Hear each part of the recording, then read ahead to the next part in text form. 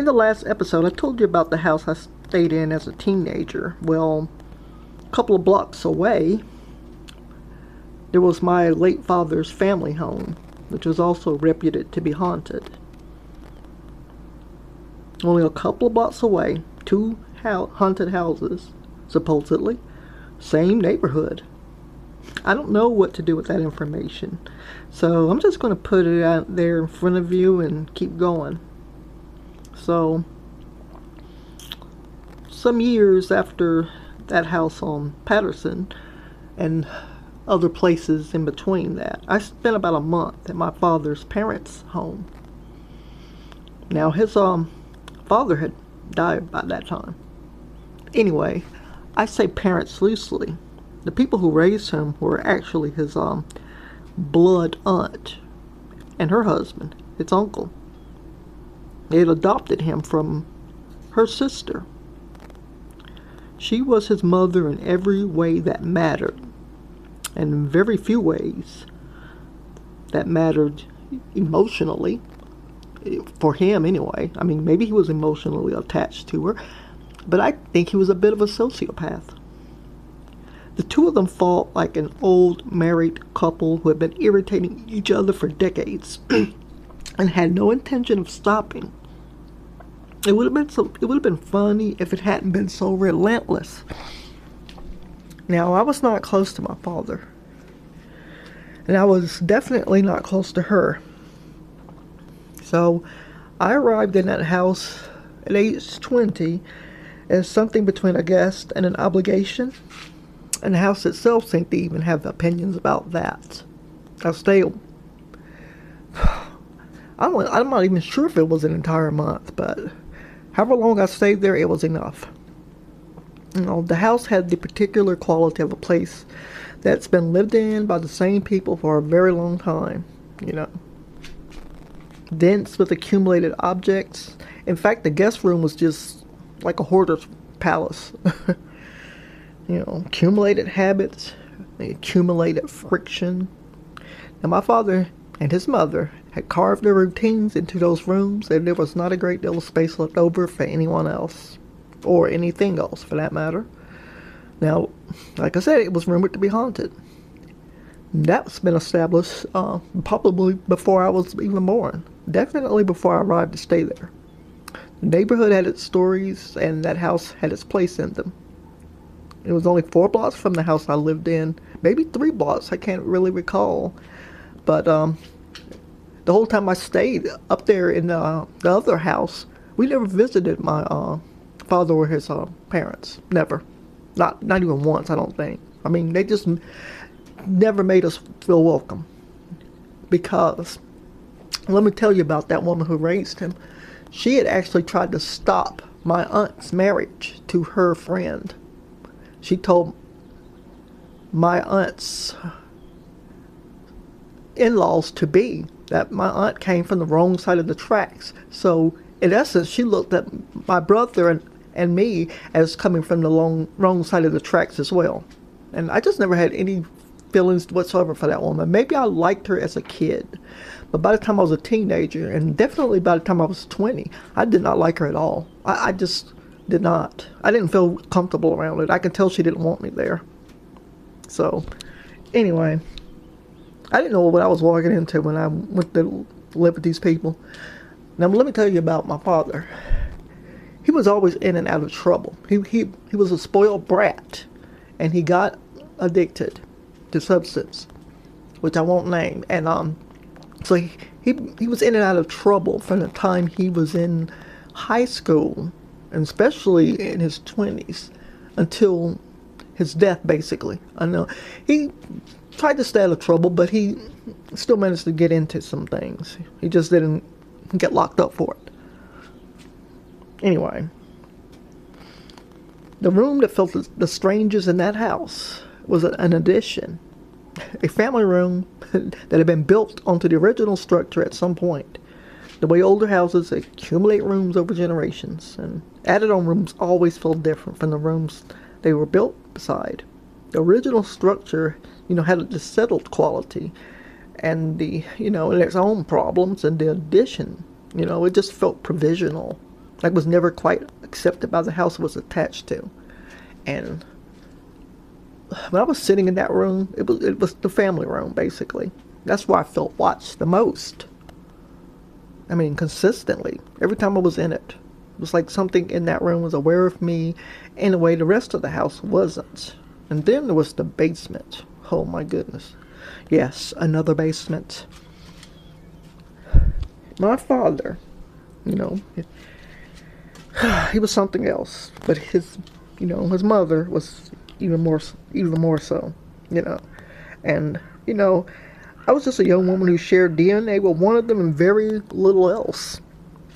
So, I want to describe the dynamic between them right now because it is relevant to everything else.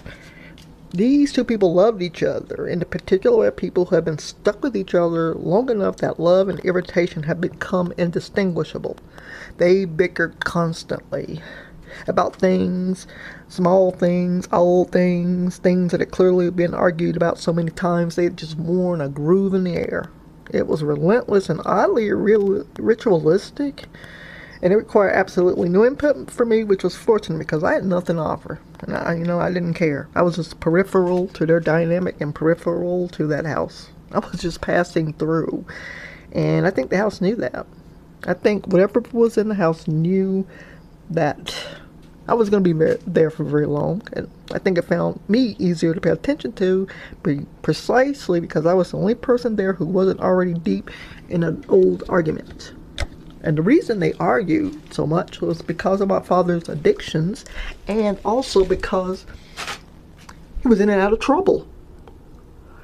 And this was something that had been even more, of a battle when his uncle, his adoptive father, whom he called by his last name. He called the man by his surname, which is what my brother and I called him, funnily enough. But, they didn't get along. The man, he actually told his wife before he passed, he will break you, but he will never break me. And he died with all the money he had accumulated over his lifetime still in the bank. And as soon as, his widow could get her hands on it, it went to my father, who just blew through it like it was nothing. And they ended up losing the house because of him. But that came later, probably a year or two after I had been booted unceremoniously from the house by that woman. Anyway, I was available, I was alert, and I was alone in that house more often than not. Or it seemed that I was alone because she certainly never sat in the family room with me. She sat way back in this little, I don't know what you would call it. It was a room where she kept her plants. And it was off the living room, so it was kind of like a den. It was next to the dining room, which they never used. It was just covered with junk, the table was. It would have been a nice room if it hadn't been so junky. It was like the woman never wanted to throw anything away. Anyway. Neither of them had much use for my company, so I had limited interest in refereeing their arguments or even in being in their company. Now, for those of you who watched listened to the first episode, you know that this is not the first time this has happened to me. A voice called my name in this house. In the first house, when I was like 15, I believe, that's when I heard a voice that I didn't recognize, say my name, but it's just call my name right outside the window when I was sitting on the sofa. And when I turned around, there was no one there. Now, this time the voice sounded like my brother. And he didn't call me by my, first name, like the first voice did. It called me by my first name, which no one uses. They use my middle name, or the shortened version of my middle name. This time that's what the voice did. It was like it had wisened up or something. And my brother was not in that house. He was not even nearby. In fact, he was living in an apartment with my mother, my aunt, and our little cousin. And that was probably, I would say, 3 or 4 miles away. The voice that called my name sounded exactly like him. His pitch, his cadence, the particular way he says my name. I heard it clearly. And, I looked up thinking that I was going to see him at the window of the family room, because it was like, it had a lot of windows. And, every wall there was windows, except for, the part that was attached to the regular house. When there was a window there because it was outside of the old house. There was a window there into the guest bedroom. And I remember, no one else was there, or they weren't awake. My father was at work, and I don't know where his mother was. She was probably back in that plant room dozing off, because she would go back there and sleep. And so it was very quiet. And I think I had the TV on, but I must not have been paying much attention to it. I was reading a book, so the TV probably wasn't on. I always preferred books and reading the TV. And, oh my goodness, yeah, I heard that, and I was like, what in the world? In fact, I think I might have said his name. I might have said something. I probably said what or whatever. And, that first voice had been unrecognizable. It had been deep, a man. It was some unknown voice, the voice of a demon. But whatever, whatever called my name there had no face to put on, no reference point to borrow from. And here, in my father's house, it found one. It had listened to enough of my life, or reached into enough of my memory to know whose voice would get my attention fastest. Because I was close to my brother. We grew up together, and we shared a lot of the same history. So, I should not have been surprised that the demon chose my brother's voice. I moved toward the sound before I even thought about it. And that is the thing about a voice you recognize. Your body responds before your mind catches up. I actually really thought it was my brother. And I remember looking out. I looked out the windows and no one was there. And, well, that wasn't the only thing that happened there. The same day, that same morning, in fact, it was like someone took their hand and just slapped it against the window. And I thought this was my cousin. I thought they were playing with me. And I already felt watched in that room. I described the feeling of being watched in every episode of the series. And I want to be clear that it's not the same feeling, in each place. In one place it feels like a slow ambient awareness, and in another it feels like you're being observed from a certain, a particular direction or area, and then in another one it feels like it's focused, like the demon or whatever had chosen a specific position and was watching from there, and then would move to another one, and then in another one place it just felt like you were watched from all angles. Sometimes it felt like it was behind you, or maybe just sitting in a sofa across from you, or in an armchair, like it was one of the family, And after that, I didn't want to be in that family room. Just like the basement. Wow. I remember I went, we would go through the basement to get to the garage, to go out. But I didn't like to go down there, so sometimes I would just go out the back door. Through the kitchen door onto the back porch, which was screened in, and it also contained a bunch of hoarders junk. And I would just go out that way and go down the walkway, and then down the steps and get into the vehicle. But if you went through the basement and out the garage, it was not much of a shortcut, but sort of. And I just didn't like to do it. I didn't like going through the basement. I remember one time I tried to, look through the stuff there. My father wanted me to take his Black Panther booklets and leaflets and everything, and put them all together and by year. And I couldn't even do it. I was trying to, and I didn't feel like doing it.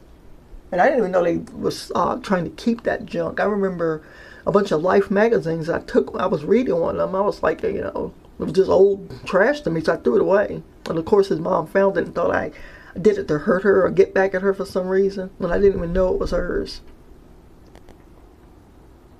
The old bitch. God, please forgive me, but I did not like that woman. At that time, the dislike bordered on hatred. And she probably felt the same thing, towards me the same way. Because let me tell you, my father, he fled to the Bahamas, not the Bahamas, the Virgin Islands, excuse me, to be with his cousin who, I don't know if he committed suicide or overdosed, but he died there. And anyway, my father was there, and he met some other woman who came from a family with money, a white woman. And they had a child, and my father's, adopted mother, she was more accepting of this child than she was my brother and me. I mean, she loved her. She loved her just because of her background, basically, and her skin color, because she was more white. Because my father was half white.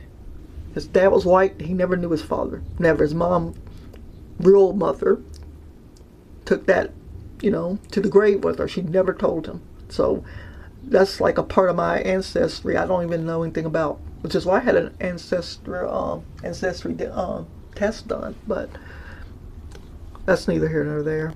Anyway, just being down in that basement, I remember I was messing around with they had this bar set up in the corner with a bunch of old, just empty liquor bottles that his father had. Some of them came from Europe, and I wanted to go to Europe, and so I was looking at them, and I just felt like something was there, like something had opened up one of those closet doors behind me and was standing there watching me. And I looked back and there was nothing there, but you should have seen me go up those steps. I almost fell. That's how fast I ran up those steps. And I shut the door and I locked it, like that would keep whatever was down there. But if there's such things as spirits and whatever, a lot won't keep them out. It won't keep them out. So I did not go back there after that. I would go through there with my father, but never by myself. At 20 years old, I was just freaked out. And even though I had gone to church before then, and I was still going actually a little bit, but mostly when I was like 18 and 19, I was going to this Pentecostal church. But I didn't want to go anymore because I wanted to live my life as a teenager and a young person. I didn't want to be going by strict rules and everything, and I just sort of like backslid basically, and I was just I just didn't want to be around that religious environment. But I had not gotten into the occult so deeply at this time. So I was like in a in-between world. I still believed in God and everything, but I did not want to be around religious people, and I did not want to be around, demonic entities either. And I remember one night I was sitting in there watching The Exorcist by myself, and it came on late. It came on at probably, I don't know, 8 o'clock. I watched the whole thing, and it was the edited version, so it didn't have certain scenes in there. And my father, he didn't come home from work. He didn't get off until he wouldn't get there until about 10 o'clock at night. And his mom was back in that plant room where she had fallen asleep. She would go in there and drink her lemonade tea, iced tea mix, and cause she would take powdered lemonade mix and blend it with iced tea, and it was delicious the way she made it. I could never duplicate her the way she did it. It was really good. And she would take that and go back in that room, the plants and everything, and just, there was a little TV in there, I think, I'm not sure, and she would fall asleep right there, like a lot of older people do. So I was back there. She wouldn't watch The Exorcist anyway, so I was watching it by myself. This is the first time I ever watched it by myself. And what I can tell you is that watching that film alone in that house was an experience I do not recommend and that I would not repeat. Not because the film itself did anything to the house. I don't believe it works that way. But because the particular atmosphere of that place, the watching quality of it, the demonic darkness, the voice that had already found me once, the slap, just the dense, unpleasant energy of the family room, all of that was the wrong context in which to watch a film about an entity that calls out in familiar voices and makes itself at home in places it was not invited. But, I finished the film. I'm one of those people who, not finishing things a lot of the times will bother me. I once read a book that was extremely boring, but I read it. I didn't put it down because I didn't want to not read it, because I already committed myself. I had read 3 chapters of it before I realized it was just not it was just really silly. Anyway, I went to sleep with the night on that night. I won't pretend otherwise, but I didn't, and I couldn't because, well, I would have been looked at as silly. So I only stayed a short, brief time. The relationship with my father and I did not approve. The house's ambience, as I once put it to myself, did not help things between us. And it's difficult to build something with a person when the space you're sharing is already working against you. Plus, the constant low-grade friction with him and his mom, the watching feeling, just the particular effort it took to simply be comfortable inside those walls. None of that created conditions for a connection with him or with his mother. I guess I could have tried harder, but they could have tried harder than too, He's gone now. Both of them are. Sometimes I remember passing by that house. I don't live in my home state right now. I'm way on the other side of the U.S. And I think about, I used to think about that, house and what happened there when I would pass by. Someone else owns it now. They take good care of it, very good care of it. And I know that the time I spent there was just not good, between my father and me, and the house just didn't make it easier. And he died. He got sick. He was in the hospital, and I did not go while he was dying because at that time I just had no forgiveness in my heart for him, and I didn't care that he was dying. He didn't even. His 70th birthday was like maybe a week or two away, and he died before he could reach it. And he shared the same birthday as my younger sister, and I hated it because it always reminded me of his birthday, celebrating her birthday. But since becoming a Christian, and I'm still working on my feelings, because I still have forgiveness in my heart, I think, towards them, his mom and him. And I don't even know if a different house would have changed anything. I genuinely don't know, because it probably wouldn't have, because there were other reasons we were never close. But I notice every difficult relationship I've had has been harder inside a house like that one. And so whatever is in those places finds the existing fractures and just leans on them. So I was relieved when I left. I'm always relieved to leave those kind of places.